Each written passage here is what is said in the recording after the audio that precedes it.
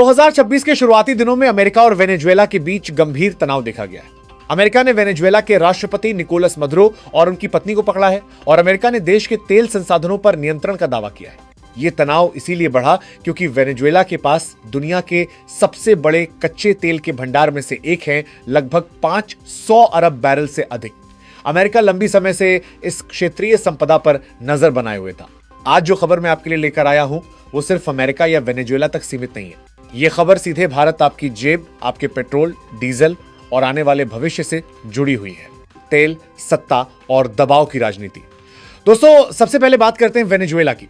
आपको जानकर हैरानी होगी कि वेनेजुएला के पास दुनिया का सबसे बड़ा तेल भंडार है, सऊदी अरब से भी ज्यादा। लेकिन इसके बावजूद देश की इकोनॉमी तबाह, लोग भूख से परेशान हैं।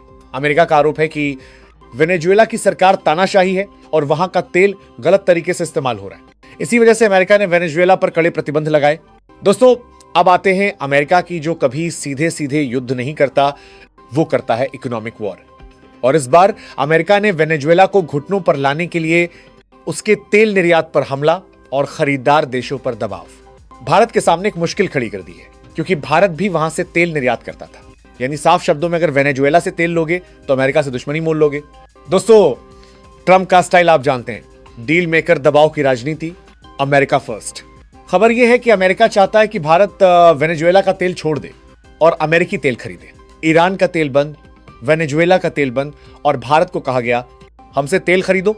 दोस्तों, अब बात भारत की करते हैं। भारत अपनी जरूरत का 85% तेल आयात करता है। मिडिल ईस्ट, रूस, वेनेजुएला, अफ्रीका पर निर्भर है। भारत के लिए तेल मतलब ट्रांसपोर्ट, खेती, फैक्ट्रियां, महंगाई, आम आदमी की जिंदगी। अगर तेल महंगा, सब महंगा। भारत वेनेजुएला से सस्ता तेल खरीदता था और रुपये में भुगतान करता था। दोनों देशों को फायदा होता था।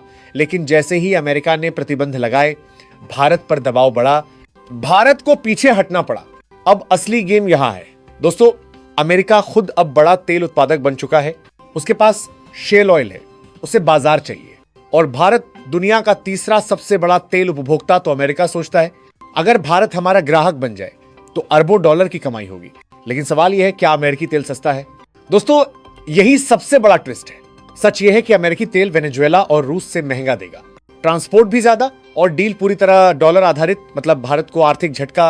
अब भारत के लिए समस्या यह है कि एक तरफ अमेरिका का दबाव, दूसरी तरफ सस्ता तेल। भारत चाहता है सस्ता, भरोसेमंद सप्लायर, लेकिन अमेरिका चाहता है राजनीतिक वफादारी। दोस्तों, यह सिर्फ 3 देशों की कहानी नहीं है। इससे ग्लोबल तेल कीमतें बढ़ती हैं। पेट्रोल, डीजल महंगा होता है, महंगाई बढ़ती है, गरीब देशों पर असर पड़ता है। आने वाले समय में अमेरिका और ज्यादा दबाव डालेगा, भारत बैलेंस बनाने की कोशिश करेगा। वेनेजुएला चीन, रूस की ओर जाएगा, तेल की राजनीति और तेज होगी।